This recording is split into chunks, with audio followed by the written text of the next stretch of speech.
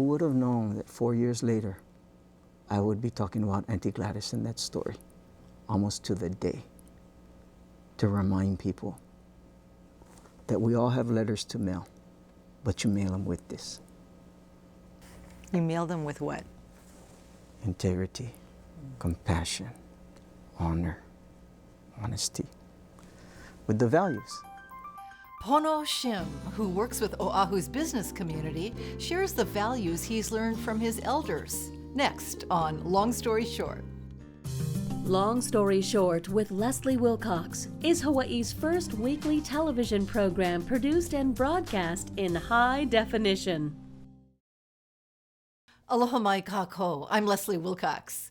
In this episode of Long Story Short, we'll talk with Pono Shim, the head of Enterprise Honolulu, Oahu's Economic Development Board. In his work, Pono often uses stories to break through stalled discussions, find common ground, and work toward solutions. His parents, political visionaries Alvin and Marion Heen Shim, had a great influence on Pono.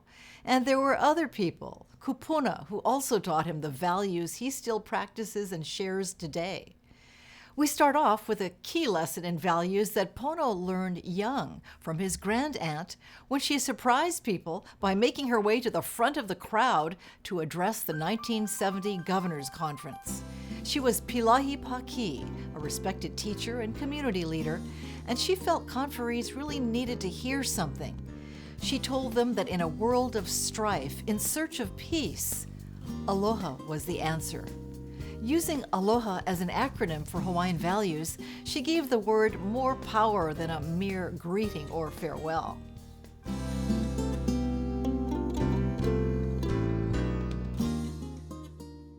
The literal translation for the word akahai is kindness. She taught me akahai means grace. And the illustration is with white gloves. That when you engage with people, you engage with white gloves. It's very clean, you don't stain, you don't leave your fingerprints. That is akahai. And so what most people know about akahai is kindness. She was teaching me always in reference to a relationship of how you engage that relationship. And it was with white gloves, yeah, and it means grace. The last e, ahonui, people know as patience. And she taught me that ahonui means waiting for the moment. Which makes it a more active word and concept. And she said, ahonui means waiting for the moment because the moment is coming. And it may not come in our lifetime, it may not come in your lifetime, but the moment will come. And so you are always prepared now for the moment and for the moments that are coming because the moment will come and you're preparing others for the moment. So it's very different than just I'm being patient. It's I'm waiting for the moment. It's more poised. You're poised for something rather than waiting. Yes, and it's looking for those moments. So these are values that she shared and I was just a kid, but it was so subtle. And like ha'a, people know as humility. She taught ha'a means to me to be empty, to go to that place of emptiness, not humility. And then she did this with me. She said,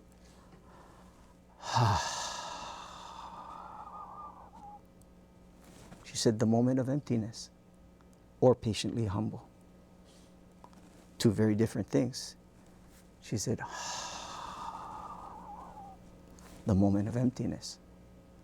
And then you have L, A-L-O-H-A, L, lokahi. People know lokahi as unity. What Auntie Pilahi taught me about lokahi is, first thing she says, lokahi doesn't mean unity. Whoa! You know, here she's saying it, but she's sharing with me this deeper knowledge, right? And she said, of one mind, which mind? And, you know, the Hawaiians believed in 3 seats of intelligence, our rational intellectual mind, our emotional mind, and then our na'au, our spiritual mind. And so I said the na'au, and she said, correct. Whose mind is the na'au mind? And I said, Keakua, our kupuna, God, our ancestors. She said, yes. Never forget the source of your mind. It's not your mind. It's their mind. And then she said, e kahi, kahi. One, singular, unique, separate, the ID, the ego, independent. Kahi. And then she said, ho'okahi, to make one. Ho'okahi. She said, that's unity. Everybody trying to ho'okahi. With whom? With me. Trying to make people one with me. She said, that's unity. And then alokahi, in the presence of one. Alokahi, lokahi. She said, Pono, lokahi doesn't mean unity, it means unbroken. It means connected. And she said that we all enter this universe lokahi, connected. What happens is our economic, political, and education system teaches us that we're broken. I have this type of phone, you have that. I have these credentials, you have that. You live here, I live there. You have this ethnicity, you speak this language. All of these things teach us we're broken. And we spend all of our time trying to ho'okahi. So she said, you know, and I was just young, so I wasn't paying too good of attention, right? She said, you'll be a storyteller. But when you tell your stories, it is not for you to deposit in people's cranium. We want you to develop into a storyteller that speaks in a way that comes up inside, that people experience, ah, that's me, because it is. They experience the connection, not the winning. And she said, that's the lokahi, unbroken. So the stories are about forging connections. Correct. And then olu olu, the last letter, is generally known as pleasant. And she taught me olu olu means gentle. Then when you touch like you're touching a baby. You don't bruise. You don't scar. A lot of restraint. Yes. The perspective of how you engage in an opportunity to connect. So, aloha. Alo, in the presence of, in the face of the connection. Laha. So, when we look at aloha, in the moment of emptiness, we're connected, again, continuously. And so she shared that and a few other things, and she didn't ask me to teach. She just asked me to practice. I was just a kid. And she just said, practice. And then in 1985, she passed. She transitioned, she passed away. And she didn't change the charge. So I really have been just practicing for a long time. And I'm probably not real good at it. How have you practiced? In relationships. Forging the connections, feeling that emptiness and the connection? You know, Bruce Lee said that he was trying to develop his martial arts, his kung fu, to what he called water. That he wanted to perfect his life so much, his art, that to any action, there would be just a natural flowing reaction that was not premeditated. Mm-hmm. And I felt that's what she was asking me to do with what she was sharing. How do you develop an aloha response? So the idea would be you wouldn't formulate your strategy, it would simply be organic. Yes, I think so. Because it just became a part of what for me, it was just moments of practice and prayer. Consistently, for years, just practice and prayer. But it wasn't something that, you know, you go to practice. It's just life, because you remember these things when you do, which is not most of the time, except now it becomes more predominant. And you've seen paradigms shift as you do the practice and prayer? Yeah. Yeah. Here's a small illustration. You know, on one of the advisory boards that we sat on for a Hawaiian community, you know, we were really talking about, a group of us were assembled as leaders. How do we help this community be a healthy community? And we spent most of our time talking about values. Well, one day we're sitting in the meeting, and one of the members of this advisory board says, you know, I don't understand this values conversation because, you know, I wasn't taught these. But I do understand policy and governance because I work with money. And I understand policy and governance. And you gotta have good policy and governance because we're dealing with money. So I'm sitting there, and from what I was shared and taught, to me, now we're starting to head down a trail that is going to lead to some potentially really destructive things if we just go and work with just policy and governance. But that is the nature for which I was warned to practice these things. You waited for the moment, and this was the moment. And a moment was coming up. And so, is there an Aloha response to this that was just shared that doesn't amputate somebody? And so I said, you know, policy and governance is vital to the health of a community. You gotta have good policy and governance. However, policy and governance is really low bar, and values are high bar. And I'm so fortunate that I don't have to look for my values because NTPLI shared with me the values of Aloha, which encompass all the values. See, policy and governance says, I'll take this piece of paper and I throw it in the rubbish can.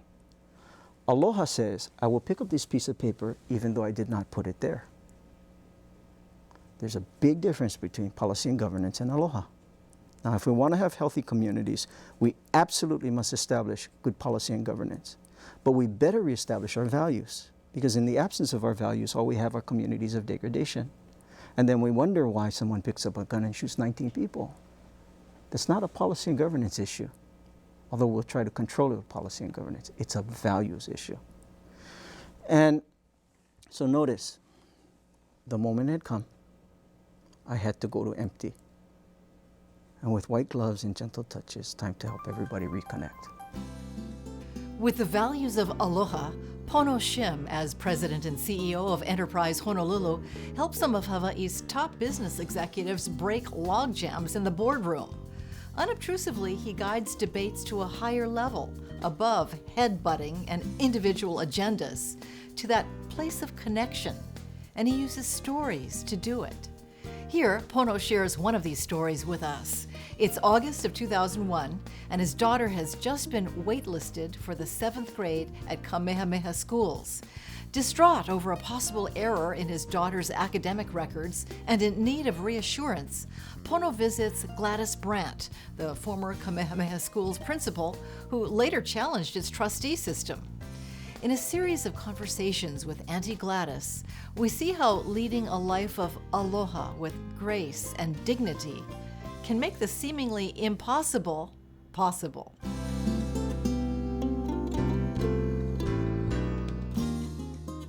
I said, Auntie Gladys, I just want peace. You tell me it's okay so that I can just let it go. Some ground rules. I don't want to hurt another Hawaiian family. I just want to know it's okay, and please tell me what we can do to be better next time.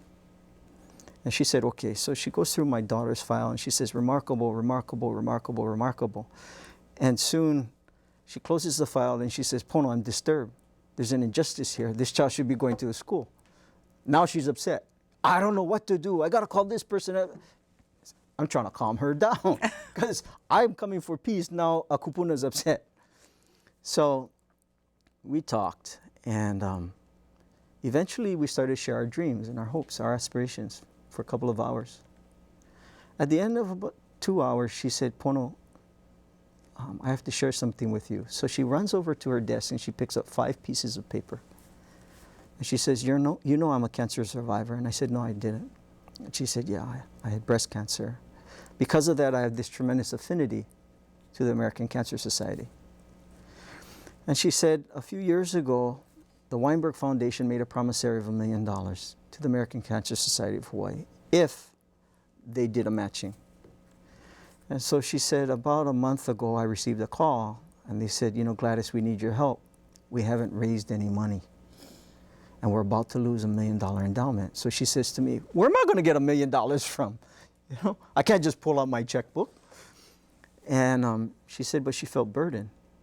So what she did was she started to meditate. And from that, a face came to her of someone who had passed. And she composed a letter. And so she wrote this letter asking someone for $1 million. And then she read it to me. And when she was done reading that letter to me, I said, Auntie Gladys, if I ever write that like that, I'm pau. That is the most beautiful literature I have ever heard in my life, asking someone for $1 million. And she said, Pono, it took me 5 days to mail it. I went down to the mailbox and I couldn't put it in, and I had to run home. Next day, tried again. I couldn't put the money before the relationship. On the 5th day, she said, Gladys, put it in the mailbox, to herself. And she put it and she ran home. 2 weeks later, she gets a call from England. And this lady says, Gladys, I'm in England. My secretary called me, read the letter to me. We need to talk about this. And I'll be home on this date. So this was in August of 2001 on a Saturday. So she says, Pono, this past Wednesday, I was at Hee Hing restaurant, sitting there drinking water, waiting for this lady to come and speak with me. She walks in the restaurant, she sits down, and she says, Gladys, I read your letter, and here's your $1 million. Whoa. And she slid a check across the table. And Auntie Gladys looks at me and says, Pono, somebody gave me $1 million. And we started cracking up. She said, I can't believe it. I can't tell anybody because she wants to remain anonymous. But I've been dancing on air. I needed to tell somebody. And that story has become lore around the islands, hasn't it? I don't know who gave the money. Do you know yet? Yes, I do. Okay, can you say? Yeah, she's gone now. Who was it? Barbara Cox. Oh, Barbara Cox. Yeah. Anthony. Anthony, yeah. The media mogul. Yes. Media heir. Oh. Yes. And what happened was she said, I can't believe somebody gave me $1 million. So we laughed and laughed, and then I said, you know, Auntie Gladys, whatever you decide, I'm okay. She said, I don't know what to do about Chantal. I said, it's okay. Whatever you decide, I'm okay. And I left her apartment, and I'm driving away, and I called her. And I said, Auntie Gladys, I know why my daughter did not get accepted to Kamehameha. And she said, oh, why? I said, because Keakua wanted me to spend 3 hours with you today. And she says, wow. And I said, you know, Auntie Gladys, it's amazing to have $1 million to give away. And she said, yes. I said, it's amazing to need $1 million to receive it. And she said, yes. But I said, Auntie Gladys, to live your life with so much integrity, so much honor, so much compassion, so much grace, so much dignity, so much promise and aloha, that someone says, I value your word at least at $1 million is remarkable. Right, it was a letter. And I said, and that's why my daughter did not get accepted to Kamehameha, because God wanted me to learn that today. So thank you. Well, I have to ask you, did your daughter ever get into Kamehameha? Ninth grade? So what happened is 2 years later, she gets into Kamehameha. And during her junior year, this is August of 2005, almost exactly 4 years later, for whatever circumstances, I am now the president of Kamehameha Schools Association of Teachers and Parents. On one of the saddest days in Kamehameha's history, which is the day that the Ninth Circuit Court of Appeal struck down our admissions policy. And I'm the president of the teachers and parents. And so I'm invited to a meeting with all the leaders of the Kamehameha community. And it was tough. It's a hurtful meeting. It was, you know, it was. Who would have known that 4 years later, I would be talking about Auntie Gladys in that story, almost to the day, to remind people that we all have letters to mail, but you mail them with this. You mailed them with what? Integrity, compassion, honor, honesty, with the values. At the time of this conversation in 2012, Pono Shim is in his 40s. Equipped with the teachings of his elders, he sits on the advisory council for the University of Hawaii West Oahu. Hoping to set a positive example for young people, Pono is setting out to earn his own college degree.